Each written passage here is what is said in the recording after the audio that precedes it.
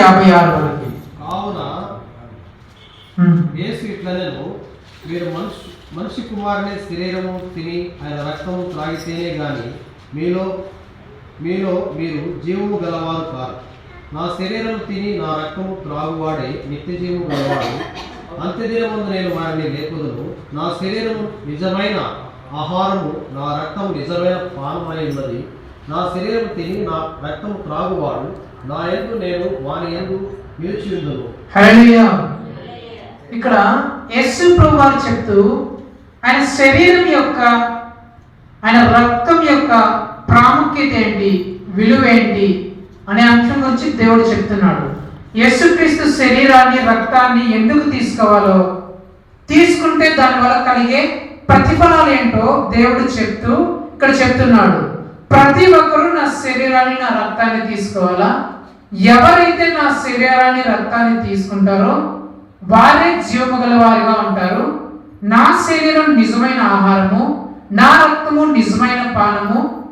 నా శరీరం తిని నా రక్తం ఎవరైతే త్రాగుతారో వారిలో నేనుంటాను, నాలో వారు ఉంటారు.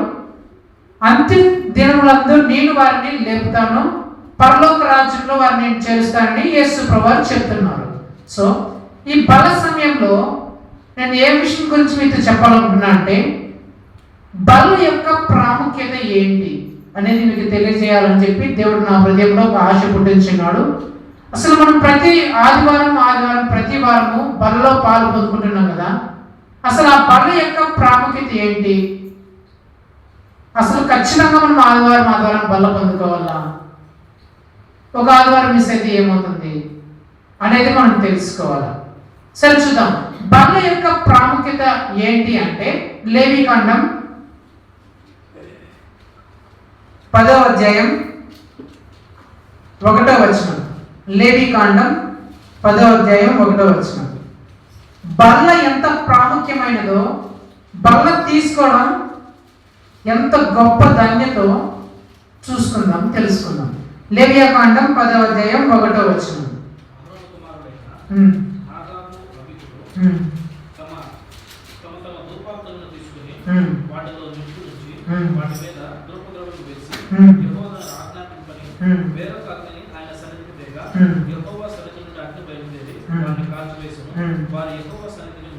చాలు.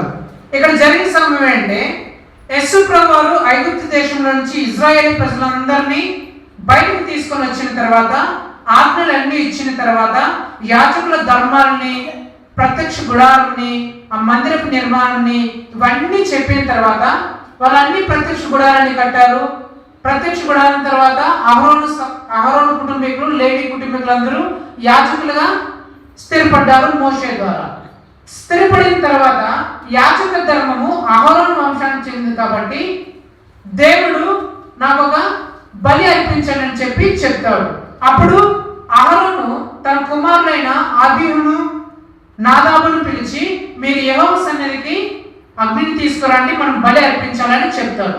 బలి అర్పించాలని చెప్పినప్పుడు ఈ అబీహు, నాదాబు అనే వాళ్ళు అగ్నిని తీసుకొని వస్తారు యెహోవా సన్నిధికి.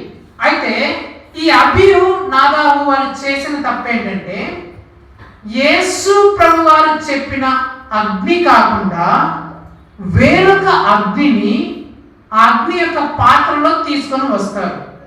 ఎప్పుడైతే యేసు ప్రభు వారు చెప్పిన అగ్ని కాకుండా వేరొక అగ్నిని తీసుకొని వచ్చి దేవుడి సన్నిధిగా ఆ ధూపార్తిని ఎత్తుకొని వస్తారో, వెంటనే దేవుడు కోపగించి ఆ ధూపార్తి నుంచి దేవుని అగ్నిని పంపించి అక్కడికక్కడే అబీహును, నాదాబుని దేవుడు అగ్ని చేత కాల్చి చంపేస్తాడు. తన ఇద్దరు కుమారులు తన కళ్ళ ముందే చనిపోతుంటే అహరోను దుఃఖముతో ఏడుస్తూ బిగ్గరగా కేకలు పెడుతూ, అయ్యో నా కుమారులారా, అయ్యో నా కుమారులు చెప్పి బిగ్గరగా ఏడుస్తూ ఉంటాడు. అక్కడ వాళ్ళు బూడిదైపోతే ఆ సమయానికి మోషే గారు వస్తారు. మోషే గారు వచ్చి ఏం జరిగిందని చెప్తే వాళ్ళు చెప్తారు, ఇలా జరిగింది చెప్తే అప్పుడు మోషే గారు ఉండి అహరోను గారితో చెప్తారు, సరే అన్నయ్య నువ్వేం బాధపడదు, దేవుడు ఇలాంటి అన్ని అగ్నిల్ని అర్పిస్తే దేవుడి సన్నిధిలో దేవుడు చెప్పిన అగ్ని కాకుండా వేరొక అగ్నిని తెస్తే దేవుడు ఇలాగే చేస్తాడు. ఇది దేవుడి మహిమకు సూచన. దేవుడు మనుషులందరి మధ్యలో తనను తాను మహింపరచుకోవాలని ఇలా చేసినాడు అని చెప్పి అహరోను గారిని ఓదారుస్తారు. ఓదార్చిన తర్వాత అక్కడ ఉన్న వాళ్ళందరికీ కొన్ని సూచనలు ఇస్తాడు. మీరు ఇలా చేయకూడదు, యాజక ధర్మం ఖచ్చితంగా మీరు పాటించాలా, దేవుడు ఎలాగైతే చెప్పాడో అలాగే మీరు యాజక ధర్మాన్ని చేయాలని చెప్పి చెప్తూ ఉంటాడు. చెప్తూ ఉండిన తర్వాత ఇప్పుడు మోషే గారు ఏం చేస్తారంటే, అగ్ని అయితే తేబడింది, ఇప్పుడు పాప పరిహారపు బలిహారత పశువును ఒకదానికి బలి అర్పించాలి. ఎప్పుడైనా అక్కడ ఆ హోమం జరిగేటప్పుడు బలి అర్పించేటప్పుడు ఒక మేకను గొర్రెని తీసుకొని వచ్చి ప్రజలందరి పాప పరిపాలన నిమిత్తం బలి జరగాల. మోషే గారు ఏం చేస్తారంటే వీటన్నిటి గురించి చెప్తూ, అవును పాప పరిహారకు బలిగా ఒక బలి పశువు మనం అర్పించాలి కదా, ఆ బలి పశువు ఎక్కడుందని చెప్పేసి అక్కడ చూస్తాడు. ఆ గుడారం చుట్టూ ఎక్కడుంది ఈ బలి పశువు, మనం ఇప్పుడు సరే ఏదో జరిగిపోయింది, బలి అర్పించడం, వీళ్ళు చనిపోయినారు, సరే మనం బలి అర్పించాలా, ఈ ప్రజల యొక్క పాపములన్నింటినీ దేవుడి సన్నిధిలో ప్రాయశ్చిత్తంగా ఒక బలి అర్పించాలని చెప్పేసి ఆ బలి పశువు కోసం వెతుకుతూ ఉంటాడు. వెతుకుతూ ఉంటే అక్కడ ఏం జరుగుతుందంటే, ఇప్పుడు 16వ వచనం చదవండి.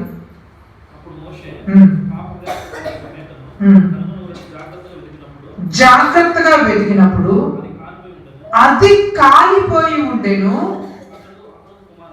అతడు అహరోను కుమారుల్లో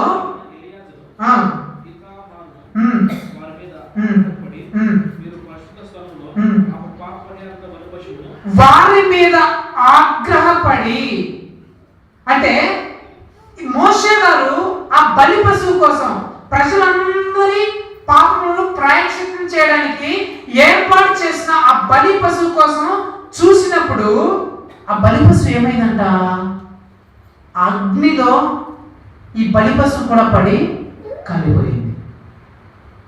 పాప పరిహారం కోసం బలిగా అర్పించబడాల్సిన ఆ పశువు అగ్ని చేత కాల్చబడి అక్కడ పడి ఉండడం చూడగానే మోషే గారికి ఎక్కడ లేని కోపం వచ్చేసిందంట. ఎక్కడ లేని కోపం చేసి, రే ఎలీజర్ ఎక్కడున్నాడా, రే ఇంత మరి ఎక్కడున్నాడా అని పిలిచి వాళ్ళ మీద చాలా చాలా కోపంగా మాట్లాడుతున్నారా, మీకు బుద్ధి ఉందా, ఏం చేస్తున్నారా మీరు, ఇక్కడ పశువు కాలిపోయింటే పాప పరిహారానికి బలిపోయిన ఈ పశువు కాలిపోయింటే మీరు ఏం చేస్తున్నారు, పశువు చూసుకోవాలి కదా జాగ్రత్తగా, అసలు ఈ పశువుని బలిచ్చి ఇక్కడ మనం తినాలి కదా, ఈ పశువుని, ఈ పాప పరిహారపు బలి పశువుని మనం తింటేనే కదా ఈ ప్రజలందరికీ ప్రాయశ్చిత్తం జరిగేది. అలాంటి ఇంత విలువైన పశువును మీరు ఎలాగరా ఇలా వదిలేశారు, ఎలాగ మీరు ఇంత నిర్లక్ష్యం చేశారు, ఎందుకు మీరు ఇంత నెగ్లిజెన్స్ గా ఉన్నారని చెప్పేసి బహుగా కోపడుతున్నారంట మోషే ఆ అహరోను ఇద్దరు కుమారులైన ఆ ఎలియాజర్ మీద ఈతమార్ మీద. అంటే నేనేం చెప్పాలనుకుంటున్నానంటే అక్కడ జరిగిన సమయం ఏంటి, అహరోనుకు 9 కుమారులు ఉంటే 9 కుమారుల్లో 2 అగ్ని చేత అక్కడికక్కడికే చచ్చిపోయారు. చచ్చిపోయి తన కొడుకులు పోయారని చెప్పేసి, యాజకులు చనిపోయారని చెప్పేసి అక్కడ సమాజం అంతా చాలా దుఃఖంతో మునిగిపోయింది. అలాంటి దుఃఖకరమైన సంఘటన వాతావరణం అక్కడ ఉన్నా సరే, అది అంత దుఃఖమైన ప్రదేశమైన అని తెలిసినా సరే, మోషే గారు ఆ పాప పరిహారపు బలి పశువు కాలిపో ఉండడాన్ని అస్సలు తట్టుకోలేకపోయాడు. తన అన్న కొడుకులు 2 చనిపోతే తట్టుకున్నాడు, కానీ మోషే గారు తట్టుకుని అహరోను గారిని ఓదార్చాలే తప్ప పాప పరిహారపు బలి పశువు కాలిపోయింటే చూసి తట్టుకోలేకపోయాడు. ఆవేశంతో కోపం పట్టుకొని వచ్చింది. పట్టుకొని వచ్చి అక్కడ ఉన్న వాళ్ళందరి మీద ఆవేశపడి కోపంతో తిట్టేస్తున్నాడు. ఏం చేస్తున్నారా మీరు అని. మన భాషలో చెప్పాలంటే అంత దుఃఖంలో ఉన్నప్పుడు ఈరోజు బళ్ళకు రండి, ఈరోజు ఆదివారం కదా బళ్ళకు రండి అంటే మామూలుగా ఏం చెప్తాం, అయ్యా వాళ్ళ ఇంట్లో 2 చనిపోయినారే ఎట్లా వస్తారే అంటే మనం ఏమనుకుంటాం, అవునులే కదా సరేలే చనిపోయారు ఎట్లా మనం అడిగేది, పోనేలే వచ్చే వారం బళ్ళ తీసుకుంటారులే అని చెప్పచ్చు. చెప్పే సందర్భమే అది. ఎందుకు, ఆయన బిడ్డలు చనిపోయి ఎప్పుడో 1-2 సంవత్సరాలు కదా కళ్ళ ముందు చనిపోయారు, అప్పుడే చనిపోయారు. బల్ల కూడా అప్పుడే చేయాలి, బలి అప్పుడే అర్పించాలి. ఆ పాప పరిహాస భజను వధించి అక్కడ తినాల.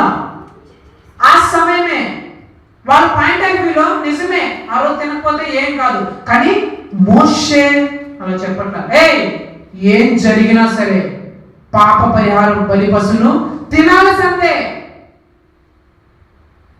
కుమారుడు చనిపోయారని చెప్పు, ఆ నష్టం జరిగిందో ఈ నష్టం జరిగిందని కాదు.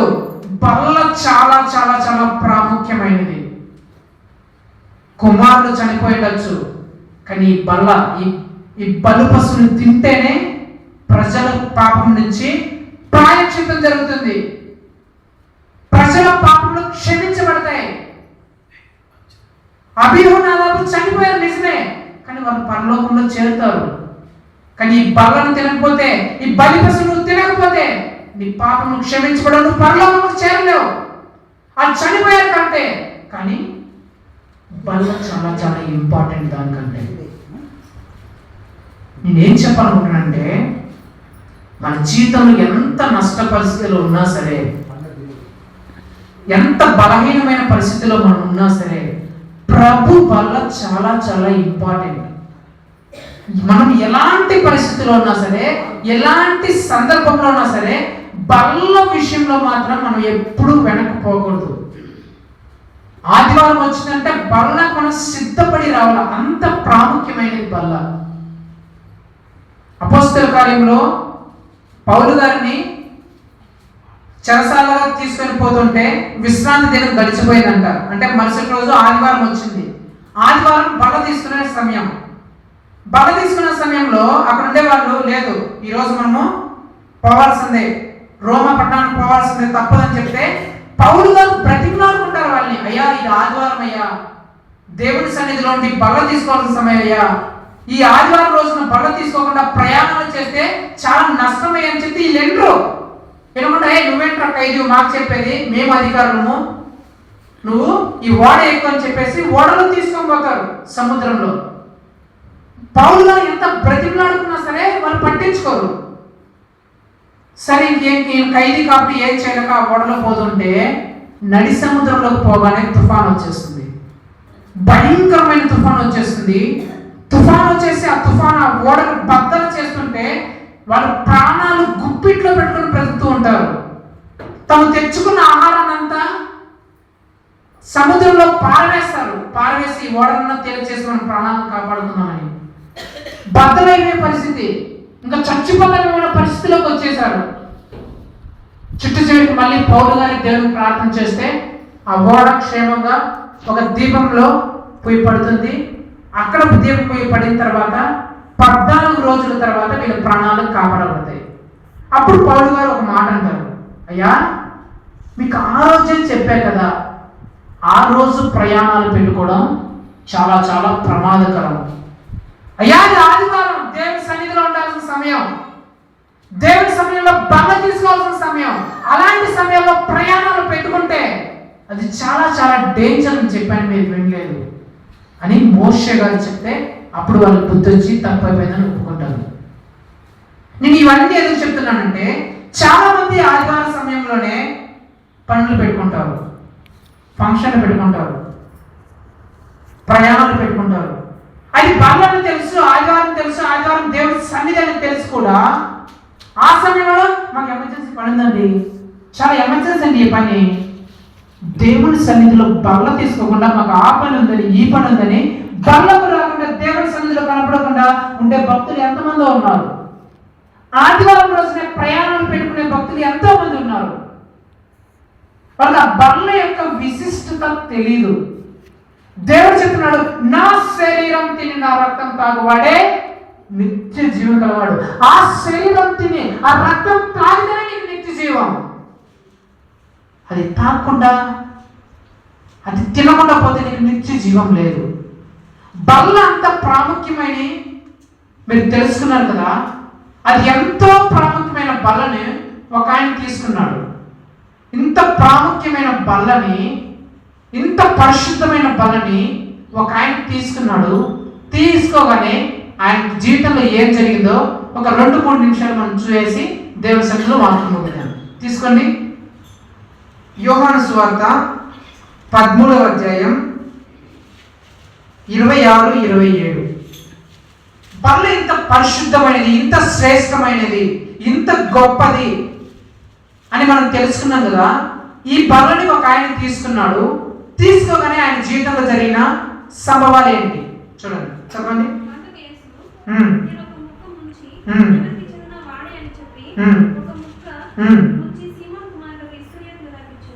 ఒక ముక్క ముంచి సీమోను కుమారుడైన ఇస్కరియోతు యూదాకు ఇచ్చెను. వాడు ఆ ముక్క పుచ్చుకొనగానే జీవం ప్రవేశించిందా? ఇస్కరియోతు యూదా ఒక ముక్క పుచ్చుకోగానే అతనిలోనికి జీవము ప్రవేశించను అని రాయబడిందా? ఏం ప్రవేశించిందంట? సాతాను ప్రవేశించిందంట. అదేంటి? అక్కడ జరిగిన సంభవం మనకు తెలుసు. అదేంటి? ప్రభురాత్రి బల్ల. యేసు ప్రభు వారు సిలువ వేయబడే ముందు రోజున, గెత్సెమనే తోటలో ప్రార్థన చేయబడడానికి ముందు రోజున అక్కడ తన శిష్యులందరికీ ప్రభు బల్ల ఇస్తున్నాడు. తన శరీరాన్ని, తన రక్తాన్ని ఆ రొట్టెగా ద్రాక్షారసంగా మార్చి అక్కడ ఇస్తున్నాడు 12 మంది శిష్యులకి. ఇస్తుంటే ఆ రొట్టెని ఇస్కరియోతు యూదాకి ఇచ్చాడంట. ఆ రొట్టె తీసుకోగానే ఇస్కరియోతు యూదాలోనికి సాతాను ప్రవేశించిందంట. ఇదేంటి? ప్రభు బలలో పాలు పొందడం ఏంది? ప్రభు బలలో పాలు పొందితే సాతాను ప్రవేశించడం ఏంది? మోషే గారు బల్ల చాలా శ్రేష్టం, బల్ల ఖచ్చితంగా తినాలా, నీ పాపం పోవాలంటే, నీ పాపం క్షమించబడాలంటే, దేవుడు నిన్ను కడగాలంటే నువ్వు బల్లలో పాలు పొందాలా, ఈ బలి పశువుల దగ్గర తినాలా అని చెప్పాడు కదా. పౌలు గారు ఈ బల్ల తీసుకోకుండా ప్రయాణం చేస్తే నీ జీవితం నాడ బద్దలైపోతుందని హెచ్చరించాడు కదా. మరి ఆ బలనే కదా స్వయంగా యేసు ప్రభు ఇస్తే కదా తీసుకున్నాడు ఇస్కరియోతు యూదా. ఎవరో పాస్టరో దైవ సేవకుడు ఇస్తే కాదు కదా, స్వయంగా యేసు ప్రభువే ఆ బల్ల ఇస్తే, ఆ శరీరాన్ని, రక్తాన్ని ఇస్తే బల్ల తీసుకోగానే ఇంట్లోకి సాతాను ప్రవేశించిందంట. అదేంటి? మరి బలం మనం తీసుకోకూడదా? మోషే గారేమో ఖచ్చితంగా బల్ల తిను అంటాడు. ఇక్కడేమో యేసు ప్రభు బలలో చేస్తే ఆడ సాతాను ప్రవేశించింది. ఇదేంటి? ఇప్పుడు నేను బల తీసుకోవాలా? మోషే మాటను బట్టి నేను బల తీసుకోవాలా? లేకపోతే ఇక్కడ ఇస్కరియోతు యూదాలో సంభవించిందని తీసి నేను బల తీసుకోకుండా మానేయాలా? పెద్ద చిక్కు వచ్చేస్తుంది. ఏం చేద్దాము? మోషే ఏమో బలను ఖచ్చితంగా తీసుకోవాలా అని అంటున్నాడు. ఇక్కడేమో ఇస్కరియోతు యూదా యేసు ప్రభు దగ్గరే బల తీసుకొని సాతాను తనలోకి వచ్చేసింది. సాతాను వచ్చిన తర్వాత ఇస్కరియోతు యూదా పరిస్థితి ఏమైంది? ఆ తర్వాత తండ్రిని, దేవుణ్ణి అప్పగించేశాడు. అప్పగించేసిన వచ్చిన సొమ్ముతో సుఖంగా బ్రతికాడంటే ఆ సొమ్ముని ఇసిరి పారేశాడు. ఇసిరి పారేసి ఒక చెట్టుకు ఉరేసుకున్నాడు. ఉరేసుకొని చచ్చిపోయాడన్నా, బాగా చచ్చిపోయాడంటే ఆ తాడు దేవి కింద పడితే పొట్ట పగిలి పేగులు బయటకు వచ్చి చాలా దారుణంగా చచ్చిపోయాడు. మన బాధ చెప్పంటే కుక్క చావంటారు కదా, దానికంటే భయంకరంగా చంపబడ్డాడు. ఇస్కరియోతు యూదా ఆ బలలో పాలు పొందుకోగానే అతని జీవితంలో సాతాను ప్రవేశించింది. సాతాను ప్రవేశించడానే అతని పరిస్థితి భయంకరంగా మార్చబడి భయంకరంగా చనిపోయాడు. ఇప్పుడు నేను బల తీసుకోవాలా, తీసుకోకూడదా? మోషే ఏమో బల తీసుకోమంటాడు, ఇక్కడేమో బల తీసుకుంటే సాతాను ప్రవేశించి ఒక ఆయన చాలా దారుణంగా చనిపోయి ఉన్నారు. ఇప్పుడు నేను బల తీసుకోవాలా, తీసుకోకూడదా? అంటే ఎందుకు తీసుకోవాలా? సాతాను ప్రవేశించింది కదా. యేసుప్రభే కదా బలి ఇచ్చింది. యేసుప్రభు బలి ఇస్తేనే ఆ బలి తీసుకునే సాతాను ప్రవేశించింది కదా. మరి బల తీసుకుంటే సాతాను ప్రవేశిస్తుంది కదా. అతని బల తీసుకోకూడదా? బలేమో తీసుకోవాలా. తీసుకుంటే సాతాను ప్రవేశిస్తుంది. ఎట్లా చెప్తాం. ఎట్లా అంటే ఒక విషయం గమనించండి. యేసు ప్రభు వారు ఇస్కరియోతు యూదా ఒక్కడికే బల్ల ఇచ్చాడా? ఎంతమందికి ఇచ్చాడు? అక్కడ ఎంతమంది ఉన్నారు? 12 మంది ఉన్నారు.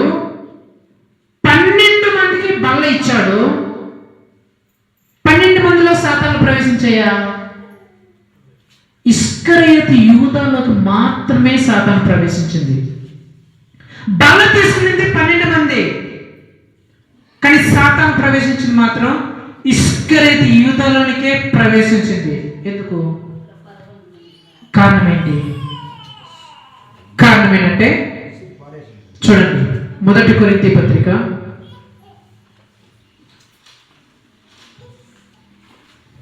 11వ అధ్యాయం 26వ వచనం నుంచి చదవండి.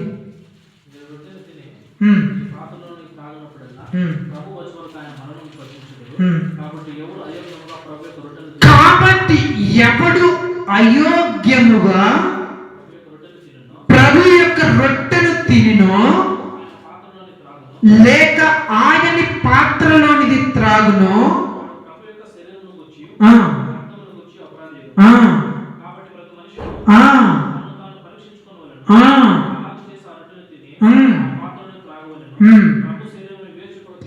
వివేచింపక తిని త్రాగువాడు తనకు శిక్షా విధి కలిగుటకే తిని త్రాగుచున్నాడు.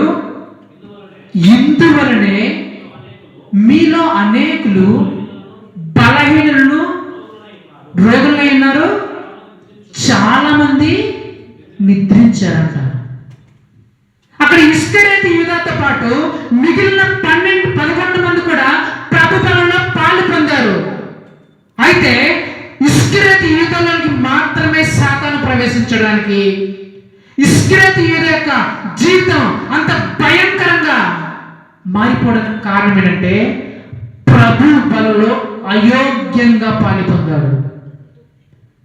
అరే ఇది ప్రభు బల్లే, అతి శ్రేష్టమైనదే, అతి పరిశుద్ధమైనదే, నాలో ఏ పాపము మోసము దేవునికి ఇష్టం లేని కార్యం లేకుండా ఈ పరిశుద్ధమైన బలలో పాలు పొందాలి అనే వివేచన లేకుండా, తెలివి లేకుండా అంత బల్లే కదా, నాకు కూడా ఇస్తాను కదా అని తీసుకుంటేశాడు. సంగమా, బల్ల తీసుకుంటున్నా సరే, బల్ల ఇస్తున్నారు సరే, నువ్వు అయోగ్యంగా తీసుకుంటున్నావా, యోగ్యంగా తీసుకుంటున్నావా జ్ఞాపకం చేసుకో. చిన్న అయోగ్యం మీలో ఉన్నా సరే సాతాను నీలోకి ప్రవేశిస్తుంది, జాగ్రత్త. ఆ బల్ల కొన్ని లక్షల కోట్లు ఇచ్చినా సరే వేరే వాళ్ళకి ఇస్తారా?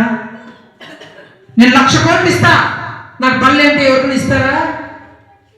అంత శ్రేష్టమైనదా బల్ల, అంత పరిశుద్ధమైనదా బల్ల. బల్ల అంటేనే దేవుని అగ్నితో సమానం. నువ్వు బల్ల తీసుకుంటున్నావంటేనే యేసు ప్రభు యొక్క అగ్ని పరలోకంలో నుంచి నీ మీదకి దిగి వచ్చి నీలోని అసహ్యమైన వాటిని కాల్చివేసి దేవుని ఎదుట నిన్ను పరిపూర్ణంగా నిలబెట్టడికై తీసుకునేది అది. అలాంటి దాంట్లో చిన్న అయోగ్యంతో నువ్వు తీసుకున్నా సరే జాగ్రత్త. సాతాను నీలోకి ప్రవేశించి నీ జీవితాన్ని అతలాకుతలం చేస్తాడు. ప్రభు బలలో పాలు పొందేటప్పుడు మనల్ని మనం పరీక్షించుకోవాలంట. ఏమని? అయ్యా, గడిచిన వారంలో నా చూపులు కానీ, తలంపులో కానీ, ఆలోచనలు కానీ, మాటల్లో కానీ, చేసిన పనుల్లో కానీ ఎక్కడన్నా తప్పిపోయానేమో, మీకు వ్యతిరేకంగా నేను ఏమైనా చేశానేమో, మీరు అనుకోని మాటలు నేను ఏమైనా మాట్లాడామో, నా తలంపుల్లో తప్పిపోయానేమో, నా ఆలోచనలో తప్పిపోయానేమో, నేను చేసిన పనుల్లో తప్పిపోయానేమో అని నిన్ను నువ్వు పరీక్షించుకొని, ఒకవేళ నీలో ఏ తప్పులు లేకపోతే నువ్వు దేవుని సన్నిధిలో పరిశుద్ధంగా బల్ల తీసుకోవడానికి అర్హురాలివి. అలా కాకుండా నీలో ఏదైనా పాపం పెట్టుకొని, ఏదైనా చెడుతనం పెట్టుకొని, దేవునికి ఇష్టం లేని కార్యము ఏదైనా పట్టుకొని ఆ బల్లలో పాలు పొందితే జాగ్రత్త. చాలా మంది బలహీనులైనారు, కొంతమంది రోగులైనారు, ఇంకొంతమంది చనిపోయారంట. ఆ బల్లలో మనం పాలు పొందే ముందు మనల్ని మనం పరీక్షించుకోవాలా. ఒకవేళ తెలుసో తెలియకో గడిచిన వారంలో నువ్వు ఏదైనా తప్పు చేసింటే, పాపం చేసింటే, దేవునికి ఇష్టం లేని కార్యం ఏదైనా చేసింటే ఆ బల్లలో పాలు పొందుకోక ముందే ప్రభువా నన్ను కడుగయ్యా, నీ ఆత్మ చేత కడుగయ్యా, నీ రక్తం చేత కడుగయ్యా అని దేవుని సన్నిధిలో ఒప్పుకోవాలి. నాదాబు అబీహు దేవుని సన్నిధికి అగ్నిని ఎందుకు తెచ్చారంటే ముందు తమను తాము పరిశుద్ధపరచుకోవడానికి. బల్లలో పాలు పొందుకునే ముందు నిన్ను నువ్వు పరిశుద్ధపరచుకోవాలా.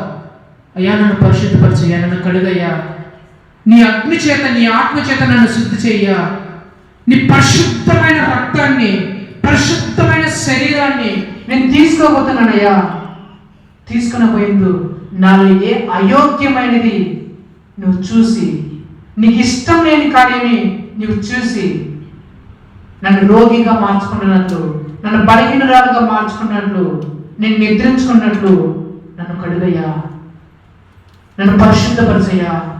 నడినెత్తి మొదలుకొని అధికార వరకు నీ ఆత్మ చేత, నీ రక్తము చేత, నీ అగ్ని చేత నన్ను కడిగి ఆ బల్లలో పరిశుద్ధంగా యోగ్యంగా నేను బల్లలో పాల్గొందుకుంటూ నాకు కృప చూపించండి అని చెప్పి ప్రార్థన చేసుకొని నిన్ను నువ్వు కడుక్కొని, నిన్ను నువ్వు పరీక్షించుకొని, నిన్ను నువ్వు యోగ్యునిగా దేవుని సన్నిధిలో మార్చుకొని ఆ తర్వాత బలలో పాల్గొందుకోవాలా.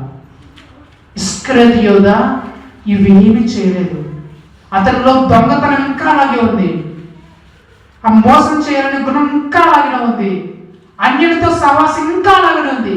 అవన్నీ అలాగే పెట్టుకొని ప్రభు బలలో పాలు పొందారు. కాబట్టే సాతాను ప్రవేశించి అతని జీవితాన్ని నాశనం చేసి పారేసింది. ప్రతి సంగమా బలలో పాలు పొందుకోబోతున్నాం మనం. అతి శ్రేష్టమైన బలలో, అతి పరిశుద్ధమైన బలలో, దేవదూతలకు అనుగ్రహింపబడని ఆ బలలో కోటీశ్వరులు కూడా ఎన్ని లక్షల కోట్లు ఇచ్చినా సరే అందులో ఒక చిన్న ముక్క కూడా, ఒక్క డ్రాప్ కూడా ఇవ్వని అలాంటి గొప్ప ధన్యత గల ఆయన రక్తంలో శరీరంలో మనం పాలు పొందబోతున్నాం. పరీక్షించుకొని నువ్వు సరి చేసుకొని నువ్వు యోగ్యురాలుగా యోగ్యంగా మార్చుకో. దేవుడి సన్నిధిలో మార్చుకొని ఆయన శరీరాన్ని, ఆయన రక్తాన్ని నువ్వు తింటే నీలోకి ఆయన వస్తాడు. ఆయనలో నువ్వు ఉంటావు. నువ్వు నిత్య జీవం గలవాడిగా మార్చబడతావు. పరలోక రాజ్యానికి వారసులుగా చేయబడతావు. దేవుడి వాక్యం దీవించినాక ప్రార్థన చేస్తున్నాం కదా. నమస్కారం. అందరి కళ్ళు మూసుకున్నట్లయితే ప్రార్థన చేద్దాం. అత్యున్నత సింహాసనం మీద ఆసీనుడైన మా పరలోకపు ప్రియ తండ్రి, నీ పరిశుద్ధమైన నామాన్ని బట్టి ప్రభా మీ పాద సన్నిధానంకు చేరి ఉంటుండగా తండ్రి, నీ బిడ్డలమైన మమ్మల్ని అందరినీ కూడా ఒకసారి ఈ మధ్యాహ్న కాల సమయంలో ప్రభా జ్ఞాపకం చేసుకోమని వేడుకుంటున్నాం. ఇదిగో నా సాయం తండ్రి, ఎంతోమంది బిడ్డలు ప్రార్థన ప్రతిఫలముగా నాయన ఈరోజు నా తండ్రి ఈడ గొప్ప ప్రార్థనా మందిరాన్ని మీరు అనుగ్రహించినారు స్వామికి స్తోత్రాలు. నేను అనేక మార్లు ప్రభా గృహాల్లో మేము ప్రార్థన చేస్తున్నప్పుడు తండ్రి, నీ యొక్క ఆలయం కోసం నీ బిడ్డలు ఎంతో ప్రయాసముతో ప్రార్థించగా నాయన, కొన్నేళ్ళు ప్రార్థన ఏ విధంగా అయితే మీ సముఖానికి చేరి ఉంటున్నాయో ప్రభా, నీ బిడ్డల యొక్క ప్రార్థన కూడా మీరు అంగీకరించి ఇక్కడున్న ప్రభా నీ ప్రార్థనా మందిరాన్ని మీరు ఇచ్చినందుకై మీకు వేలాది వేల స్తోత్రములు వందనములు చెల్లించుకుంటున్నాం. నన్ను ఇక్కడ చేరవచ్చిన ప్రతి బిడ్డలను పేరు పేరున వారిని దీవించండి, ఆశీర్వదించండి. ఈ మందిరంలో ప్రభా అనేక వేల మంది వచ్చిన ఆయన మీరే నిజమైన దేవుడని తెలుసుకొని తండ్రి, అనేక మంది నీ సన్నిధానంలో మోకరించి ప్రభా ప్రార్థన చేసే ధన్యత ఈ గ్రామాల్లో ఉన్న ప్రతి గ్రామాన్ని కూడా ప్రభా మీ దర్శనాన్ని ఇవ్వమని ప్రార్థన చేస్తున్నాం. ప్రత్యేకంగా నాయన మా ప్రియులు ప్రభాకర్ అన్నగారిని బట్టి మీకు వందనాలు స్వామి. ఇదిగో నాయన నీ బిడ్డ ఎంతో భారం కలిగిన ఆయన ప్రార్థనలో ప్రభా ప్రార్థన తన ఉద్యోగరీత్యా కాకుండా నాయన ప్రార్థనలో కూడా బలపడి ఈరోజు నా యొక్క సావు నుండి సజీవములకి దేవుడు నన్ను నడిపించాడని సాక్ష్యం చెప్తున్నారు తండ్రి. నీ బిడ్డని మీరు నిలిపారు, మీరు సాక్షులు చేశారు, మీ సాక్ష్యంగా నిలుపుకున్నారు. నీ బిడ్డ పట్ల మీరు చేసిన గొప్ప అద్భుతం కొరకై మీరు వేలాది వేల వందనములకు చెల్లించుకుంటున్నాం.